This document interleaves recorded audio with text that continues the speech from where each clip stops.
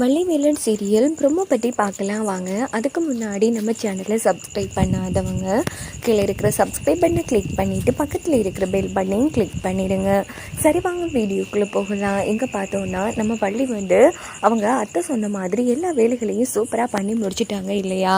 இதனால் முத்தையா ரொம்ப சந்தோஷப்பட்டு இங்கே பாரு, நீ காலையிலேருந்து இப்போ வரைக்கும் வள்ளியை என்னெல்லாம் வேலை செய்ய சொன்னியோ அத்தனை வேலையையும் ஒரு பொறுப்பான மருமகளாக இருந்து சூப்பராக என் மருமக செஞ்சு முடிச்சுட்டா. இப்போ வச்சு நம்புறியா வள்ளி நம்ம வீட்டுக்கு ஏற்ற மருமக தான் அப்படின்னதும் உடனே நம்ம பேச்சியம்மா இங்கே பாரியா, இந்த சின்ன விஷயம்லாம் அவ்வளோ பெரிய விஷயம் ஆக முடியாது அப்படின்னு பேசிட்டு இருக்காங்க. அதே டைம் தான் நம்ம ரேணுகாவும் வந்திருக்காங்க. இந்த பக்கம் நம்ம பேச்சியம்மா சொல்லிட்டு இருக்காங்க, இந்த சின்ன விஷயத்தெல்லாம் வச்சுக்கொண்டு இவன் இந்த வீட்டோட மருமகன்னு ஏற்றுக்க முடியாது, ஏதோ இந்த வீட்டில் இப்படி சொல்லிட்டாங்களே அப்படின்னு போனா போகட்டுன்னு ஒரே ஒரு நாள் பண்ணியிருக்கா, மற்றபடி அவளுக்கு ஒன்றும் இதெல்லாம் விருப்பப்பட்டு செய்யலையே அப்படின்னு போதும். இந்த பக்கம் நம்ம வள்ளி இங்கே பாருங்க, எனக்கு தெரியாம வேலையை கழுத்தில் தாலி கட்டினதே எனக்கு ரொம்ப கோபம்தான். அதுக்காக ஒன்றும் நான் உங்கள் மேலாம் கோபப்பட மாட்டேன். எனக்கு உங்கள் குடும்பத்தை ரொம்ப பிடிக்கும், நான் விருப்பப்பட்டு தான் இந்த வேலையை பண்ணேன் அப்படின்னு வள்ளி சொல்லிட்டு இருக்காங்க. இந்த பக்கம் பேச்சியம்மா, சரிம்மா எல்லாம் ஓகே தான், இப்போ கவலைப்பட்டு பிரச்சனைப்பட்டு என்ன பிரயோஜனம், உன்னால் 2 பொண்ணுங்க வாழ்க்கை பாதிக்கப்பட்டிருக்கே, அந்த பொண்ணுங்க வாழ்க்கைக்கு யார் பதில் சொல்ல போகிறா அப்படின்னும் போதும், ஐயோ ஆண்டி எதுக்காத்த இப்போ தேவையில்லாமல் பேசிட்டு இருக்கீங்க, நீங்கள் எல்லாரும் ஒற்றுமையாக இருக்கிற டைமாக பார்த்து இப்போ வந்திருக்கவே கூடாது, என்னால் உங்கள் குடும்பத்தில் குழப்பமாயிடும் அத்தை, நான் கிளம்புறாத்த அப்படின்னு அழுதுகிட்டே ரேணுகா அங்கேருந்து கிளம்பினதும் பார்த்தியா எப்படி கண்ணீர் வடிச்சிட்டு போகிறான்னு பார்த்தியா, இதுக்கெல்லாம் காரணம் நீங்கள் 2 பேரும் தான். இப்போது ஒரு பொண்ணோட கண்ணீர் மிகப்பெரிய சாபம்னு சொல்லுவாங்க.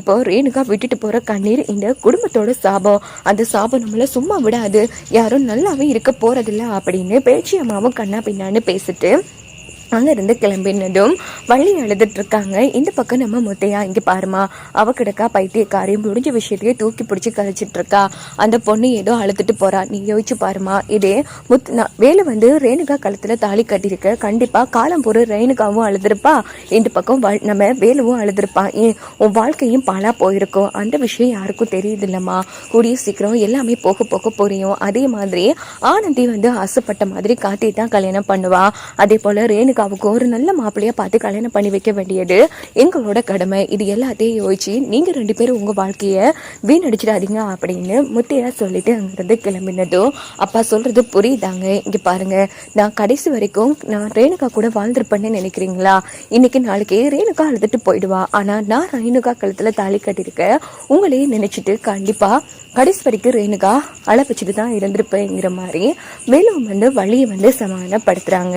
அதுக்கப்புறமா பார்த்தோம்னா இந்த பக்கம் நம்ம வேதநாயகி ரத்தின வேலை எட்டி விட்டுட்டு இருக்காங்க. இங்க பாரு வேலு, அதான் எல்லாமே முடிச்சிருச்சுல, ஒரு நாளும் கடந்துருச்சு, இன்னமும் அங்கே இருந்தா எப்படி, வேற ஏதாச்சும் நடக்கக்கூடாத அசம்பாவிதம் நடந்துரும், நம்ம வள்ளியும் பாவம், அவ எதுவுமே தெரியாத அப்பிராணி, அந்த வேலை ஏதாச்சும் சொல்லி மயக்கையும் வாய்ப்பு இருக்கு அப்படின்னதோ, சரிக்கா வள்ளிக்கு போன் போட்டு கொடுனா பேசுறான் அப்படின்னுட்டு ரத்தினவேல் வள்ளிக்கு போன் போட்டு, ஏமா எல்லாம் அது சடங்கு சம்பிரதாயங்கள் முடிஞ்சிருச்சுல, கிளம்பி வரலாமே அப்படின்னதும், சரிப்பா நாங்கள் இனி வரதான் அப்படின்னுட்டு வள்ளி ஃபோனை வச்சுட்டு வேலுக்கிட்ட விஷயத்த சொல்கிறாங்க. இங்கே பார்த்தோம்னா ஒட்டுமொத்த குடும்பமும் வள்ளி வேலுவை வழி அனுப்பி வைக்கிறாங்க. இதை பார்த்து ரேணுகா சும்மா காண்டாகிறாங்க. போங்க போங்க, கடைசி வரைக்கும் உங்கள் 2 பேரையும் சேர்ந்து வாழ விடாம பண்றதுதான் என்னோட முதல் வேலையே அப்படின்னு சொல்லி ரொம்ப மோசமா அந்த இடத்துல யோசிச்சுட்டு இருக்காங்க.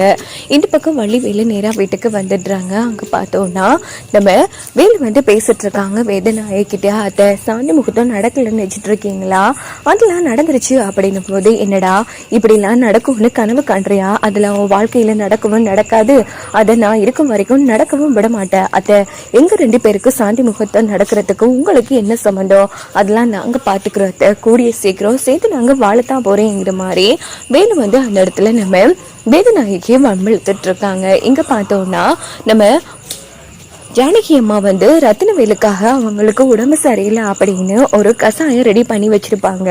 உடனே அது நம்ம சுமதி கிட்ட கொடுத்து, நான் கொடுத்தா ஐயா குடிக்க மாட்டாரு சுமதி, நீ போய் ஐயா கிட்ட கொடுத்துரு அப்படின்னு போதும். நேரா சுமதி என்ன பண்றாங்கன்னா ரத்தினவேல் ரூமுக்கு இந்தாங்கன்னு இந்த கசாயத்தை குடிங்க, குடிச்சா அடுத்த நொடியே காய்ச்சல் பறந்து போயிடுங்க அப்படின்னதும், ஏமா நான் இப்படி கசாயம் எல்லாம் குடிச்சதே இல்லையே அப்படின்னு போதும், இதை நீங்க குடிச்சு பாருங்க, லைஃப்லயே ரொம்ப வருஷத்துக்கு அப்புறமா குடிக்கிற கசாயமா இருக்கும் அப்படின்னுட்டு ரத்னவேல் வந்து கசாயத்தை குடிக்கிறாங்க. குடிச்சதுமே ஞாபகம் வந்துடுது, இது எங்கேயோ முதல் குடிச்ச மாதிரி இருக்கே அப்படின்னு. இங்க பாரு சுமதி, இந்த கசாயத்தை நீயா வச்ச, எனக்கு ஏதோ முதல் ஒரு கையால இந்த கசாயத்தை குடிச்ச மாதிரி இருக்கு அப்படின்னு போதும். உடனே மறந்து நின்று ஜானகியம்மா பார்த்துட்டு இருக்காங்க.